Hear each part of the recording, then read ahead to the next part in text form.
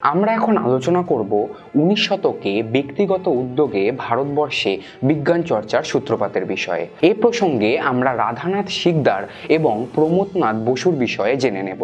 রাধানাথ সিকদার হিন্দু কলেজে পড়াশোনা করেছিলেন এবং হিন্দু কলেজে পড়ার সময়ই তিনি ডিরোজিও এবং নব্যবঙ্গ আন্দোলনের দ্বারা গভীরভাবে প্রভাবিত হন।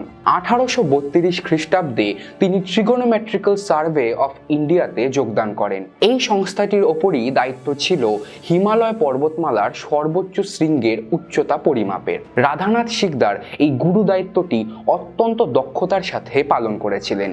1852 খ্রিস্টাব্দে তিনি শুধুমাত্র অঙ্কের সাহায্যে হিমালয় পর্বতমালার সর্বোচ্চ শৃঙ্গের উচ্চতা পরিমাপ করেন, কিন্তু দুঃখের বিষয় তিনি তার এই কাজের সঠিক সম্মান পাননি। সে সময়ের জরিপ বিভাগের যিনি প্রধান ছিলেন সেই জর্জ এভারেস্টের নামেই হিমালয় পর্বতমালার সর্বোচ্চ শৃঙ্গের নাম মাউন্ট এভারেস্ট হয়েছিল।